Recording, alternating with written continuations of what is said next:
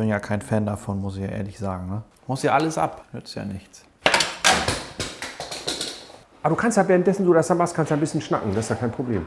Ja, natürlich, aber ich finde, das Thema ist schon sehr umfangreich. Das sind aber jetzt so Sachen, die ich jetzt nicht zeigen würde, was wir gerade besprochen haben. Das geht ja auch keinem was an. Oft kommt ja auch die Frage, oh, ich verstehe gar nicht, wieso Riese und Müller immer teurer ist als alle anderen. Und ich überlege gerade, haben wir noch eine Bonusminute? Ja, könnte man noch einbauen. Also ich habe noch ein bisschen Speicher.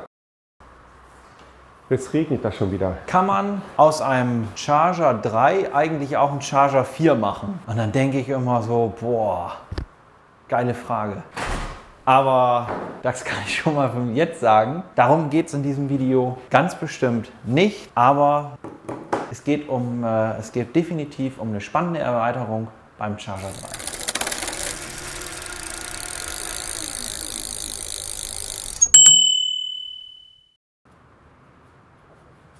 Und für alle, die geglaubt haben, ich bin weg, ne, das stimmt nicht.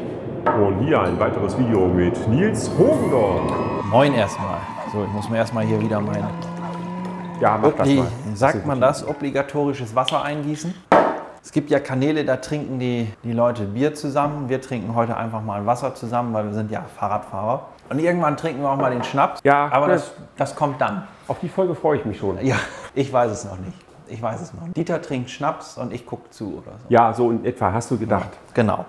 Naja, auf jeden Fall Charger 3 siehst du hier hinter mir. Falls du das Rad noch nicht kennst, dann würde ich sagen, bist du hier auf jeden Fall ein Stückchen zu weit. Dann solltest du erstmal die Videos gucken vom Charger 3 oder sogar vom Charger 4. Ich habe immer mal eine Frage bekommen, so kann ich aus dem Charger 3 eigentlich einen Charger 4 machen? Und da habe ich so gedacht, boah, nee, das macht eigentlich auch gar nicht so wirklich Sinn, weil wir haben einen anderen Akku, wir haben ein anderes Antriebssystem, also das ist das gesamte Smart-System am Charger 4 verbaut.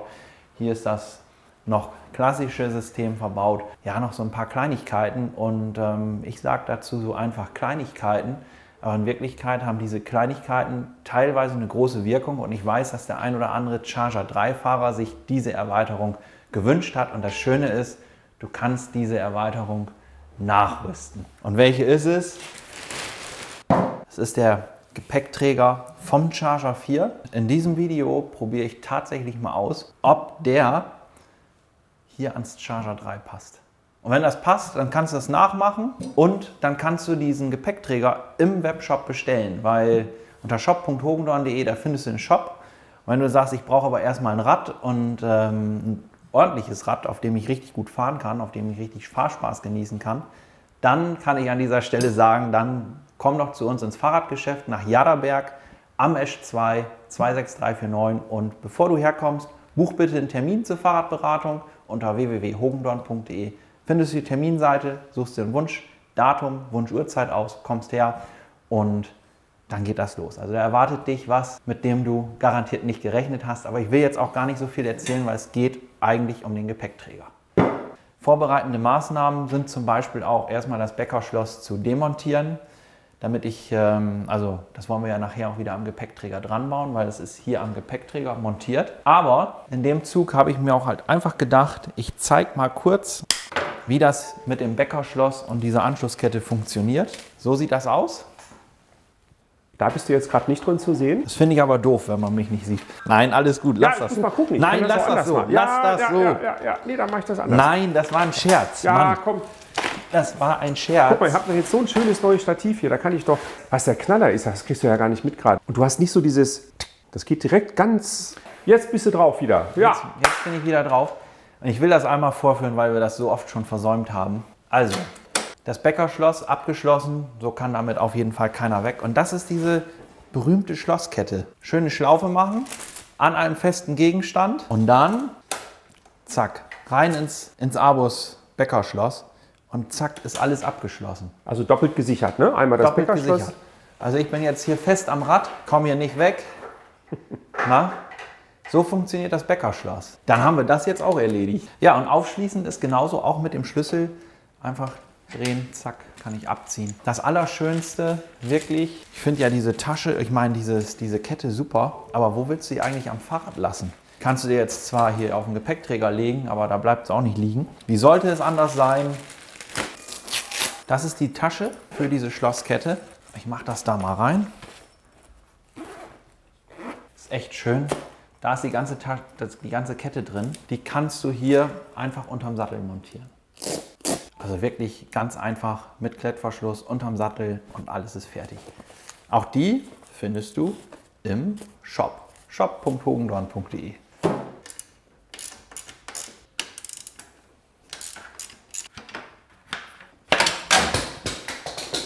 Live und ungestellt. Da saust mir so das Schloss davon. Ja. Na gut, das ist ja jetzt nicht mehr in seiner natürlichen Umgebung, das Schloss. Das ist ein bisschen verängstigt. Das ist der Fluchtinstinkt. Aber auch das kann passieren. Also das Schloss ist heile, nachdem das runtergefallen ist, weil wir haben hier einen echt super ergonomischen Fußboden. Den haben wir übrigens auch in unserer Fahrradwerkstatt. Also wenn du Fahrradmechaniker bist und sagst, Mensch, die Werkstatt finde ich schon ganz cool und alles, was sie sonst noch haben, kann ich ja auch ruhig Werbung dafür machen, dass wir eigentlich einen sehr coolen Arbeitsplatz zur Verfügung stellen. Und ich kann an dieser Stelle auch sagen, wenn du Fahrradmechaniker bist, ja, melde dich einfach mal bei uns. Kannst eine E-Mail schreiben, einfach an die info@zweirad-hogendorn.de. So, nächste arbeitsvorbereitende Maßnahme ist die Kabel entfernen vom Rücklicht.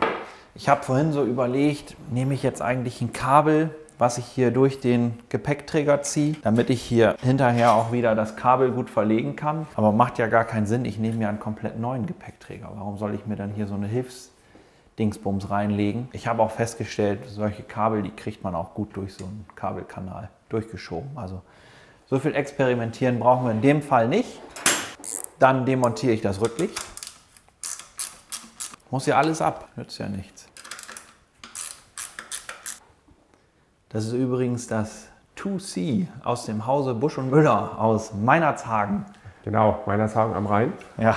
Im schönen Sauerland, Siegerland. Schöne Grüße nach Meinerzhagen an dieser Stelle. Auch da sind wir mal zu Besuch gewesen, durften uns das ganze Werk anschauen.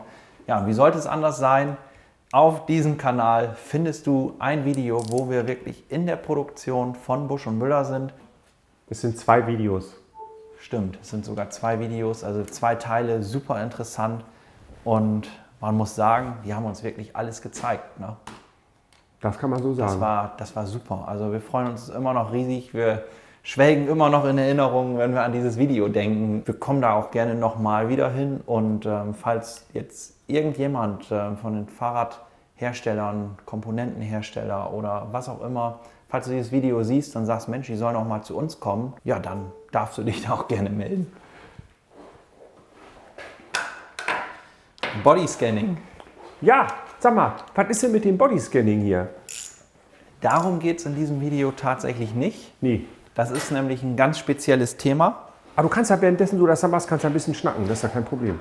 Ja, natürlich, aber ich finde, das Thema ist schon sehr umfangreich, dass ich das jetzt hier einfach so ins Video lege. Das wäre dann vielleicht auch ein bisschen zu viel. Ach, du meinst die Geschichte mit dem, wo man dann so vermessen wird, mit dem 3D 360 Grad Bodyscan? Ja, das ist eine aufwendige Technik, macht beim Fahrradkauf definitiv Sinn, aber wie gesagt, jetzt jeder, der dieses Video sieht, der hat ja wahrscheinlich auch schon ein Fahrrad. Stimmt, die sind jetzt schon verloren, ne? Wenn die keinen Bodyscan gemacht haben. Naja, was heißt, wenn die keinen Bodyscan? Die können ja auch ohne Fahrradkauf zu uns kommen und einen Bodyscan machen. Dann auf jeden Fall auch einen Termin buchen. Also ich erzähle schon wieder viel zu viel. Das sind schon wieder Sachen, die ich gar nicht sagen wollte. Aber Dieter, okay, komm, dann lassen der wir stiftet mich auch an, dass ich das erzähle Ja. und jetzt ist es im Video. Ne? Ja, einer muss das ja machen, ne? Ja, aber es wäre ja auch langweilig, wenn du jetzt einfach nur zuguckst, wie ich hier eine Schraube nach der nächsten löse und dabei nichts erzähle und einfach nur Musik hinter diesen Schrauberzähnen liegen würde. So.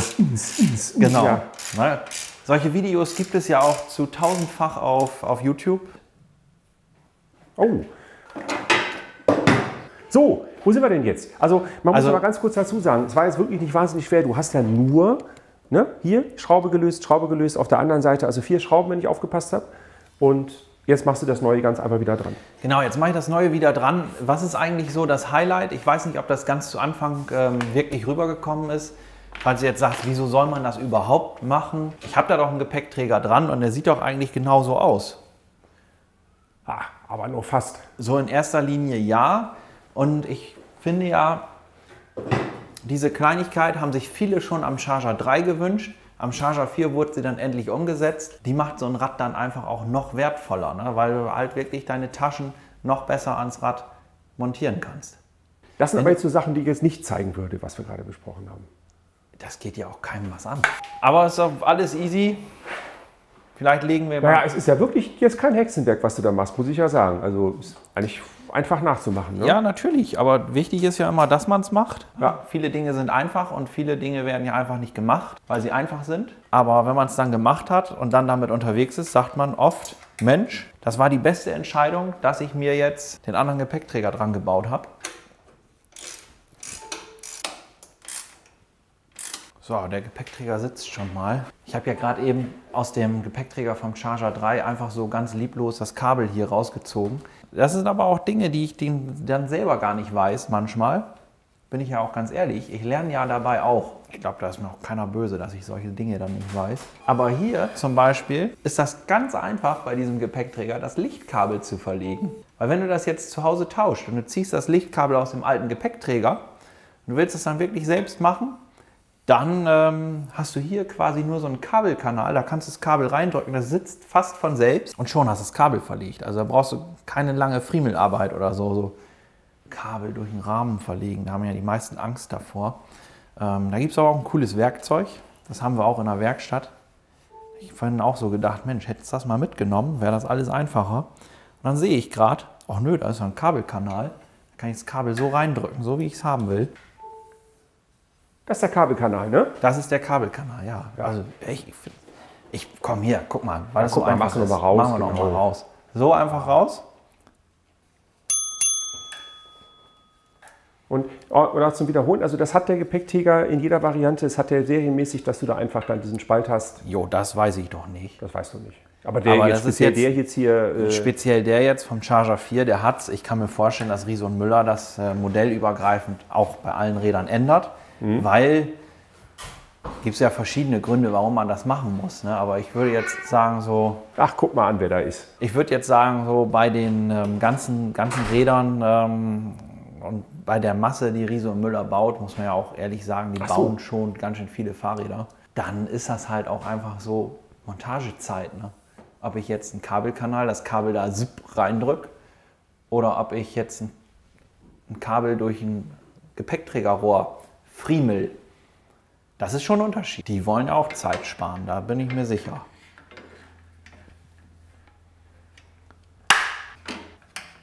Letztens hat mich ja jemand gefragt, wieso wart ihr eigentlich noch nicht bei Riese und Müller? Tja, weiß nicht, an uns liegt das nicht, ne? Da habe ich auch gesagt, an uns liegt das gar nicht. Wenn die uns überhaupt gucken. Also erstmal schöne Grüße an dieser Stelle. Was ist das denn hier? Spezialbäckerschloss. Ja, ach so, und jetzt gehst du da hinten hier. Ja, ich mache erstmal die anderen Sachen. Ich wollte das nur fixieren und dann mache ich die anderen Sachen. Ja, hätte ich vielleicht auch anders machen können, aber mein Gott. Wahrscheinlich ist die korrekte Variante auch, dass man das Schutzblech noch rausbaut, damit du da nicht mit dem Schloss, ne, und so. Hätte man machen können, ja. Aber Alu, ne? Nicht, das ist Plastik. Ja gut, dann geht's. Ja, man hätte das Schutzblech ausbauen, aber da passiert nichts. Also, mein Gott. Das sieht immer schlimmer aus, als es ist. Nee, stimmt. Na, das ist eigentlich jetzt das Fummeligste am Ganzen. Die Schraube oder die Mutter hier wieder drauf drehen.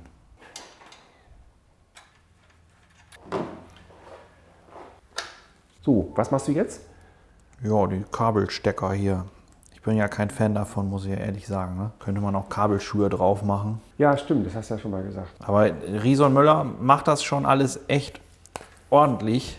Die machen das ordentlich und oft kommt ja auch die Frage, oh, ich verstehe gar nicht, wieso Riese und Müller immer teurer ist als alle anderen. Aber wenn du das hier siehst und wenn man sich das einfach mal mit Sinn und Verstand anguckt, dann versteht man das. Und man muss auch ganz klar sagen, man muss mal mit dem Riese und Müller gefahren sein und nicht einfach nur draufkloppen, weil man meint, dass die irgendwie, also klar sind die nicht ganz günstig, aber die bieten ja auch was für ihr Geld. Genau, und der Witz ist halt auch einfach, was auch immer wieder Kunden erzählen, die in Riese und Müller fahren. Da kann ich auch einfach mal ganz ehrlich und offen drüber sprechen. Wir haben auch Kunden bei uns, die haben ihr Riese und Müller nicht bei uns gekauft. Ich frage dann oftmals den Kunden, ich sage, okay, wie bist du denn damals darauf gekommen? Also wieso hast du dich für einen Riese und Müller entschieden? Und dann höre ich auch ganz oft, ja, ich habe alles Probe gefahren, 4, 5 Räder und dann habe ich mich auf den Riese und Müller gesetzt. Dann habe ich gesagt, das fährt einfach am besten. Und ich denke immer, wenn ich sowas höre, und das ist kein Einzelfall, dass ich sowas höre, dann macht mich das glücklich in dem Moment. Dann sage ich, jo, das ist doch super, dass es sowas überhaupt gibt, dass es überhaupt möglich ist. Und ich freue mich dann auch, wenn jemand dann genau so ein Fahrrad fährt und sagt, Mensch, das fährt sich einfach besser. Ich kann das ja immer ganz leicht sagen, dass das so ist. Aber ich finde, wenn ein Kunde das sagt, und wenn das nicht nur einer sagt, dann ist das, finde ich, immer der allerbeste Beweis. Aber es geht ja um den Gepäckträger. Ich habe ihn ja fast komplett dran montiert jetzt in der Zwischenzeit. Und ich schraube jetzt eigentlich nur noch das Schloss fest. Wenn du es zu Hause nachmachen willst, ist wirklich easy. Du brauchst dafür einen 5er Imbus, einen 25er Torx, einen 8er Ring Maulschlüssel und vielleicht noch einen Torx, hier so einen Schraubendreher. Zum Stecken auch ein 25er. Einen Kabelbinder benötigst du dafür und dann ist das eigentlich auch fertig. Und ich werde mal zu Steffi sagen, wenn wir diesen Gepäckträger im Webshop verschicken, lass uns mal so 1, 2 Kabelbinder oder 3 Kabelbinder dazu legen. Dann brauchst du dich da nämlich schon mal nicht mehr drum kümmern. Alles ist wunderbar. Das heißt, du kannst einen Gepäckträger auch bei uns im Webshop bestellen. Geht ganz einfach und ja, dann kannst du ihn zu Hause dran montieren. Kannst dich freuen über die dritte Strebe hier. Kannst du jede Ortlieb-Tasche wunderbar, bequem dran montieren. Was soll ich sagen? Ich finde es super. Und wenn dir dieses Video gefallen hat, dann lass einen Daumen hoch da. Bei Fragen und Anregungen, wer weiß was, einfach in die Kommentare. Falls du es noch nicht gemacht hast, Kanal abonnieren, ganz wichtig. Und ich überlege gerade, haben wir noch eine Bonusminute? Ja, könnte man noch einbauen. Also ich habe noch ein bisschen Speicher. Hier ist ja dieser spannende Spanngurt drauf. Den müssen wir noch umbauen. Das haben wir nämlich noch nicht gemacht. Können wir ja vielleicht kurz zeigen. Aber es ist tatsächlich so, dass du dieses Gummiding, also diesen Nippel hier, durch die Lasche ziehen musst. So, einen habe ich schon raus. Ah, sowas. Den anderen auch. Oh, und jetzt siehst du, eigentlich ist das ganz einfach. Du musst nur immer aufpassen, dass er nachher auch wirklich richtig rum drauf ist. Weil wenn ich den jetzt verdreht montiere, habe ich hinterher das Problem. Ne? Darum einfach eben darauf achten, dass die Schnalle richtig sitzt. Ich lege die dann immer hier oben auf dem Sattel, nehme diese Gummibänder, führe die hier unten durch. Und das ist wirklich ein bisschen fummelig. Zack. So, sitzt. Und den zweiten machen wir auch. So siehst du, ganz einfach. Wenn ich jetzt sage, alles klar, der soll etwas strammer oder etwas länger, je nachdem, was du transportieren möchtest, kannst du den hier wirklich ganz einfach hin und her schieben. Sieht gut aus, wie gut das hier im Video geht. Ne? Manchmal ist das in der Realität ein bisschen anders, aber in meinem Fall funktioniert das echt gut. Zack, zack, zack, zu Ende.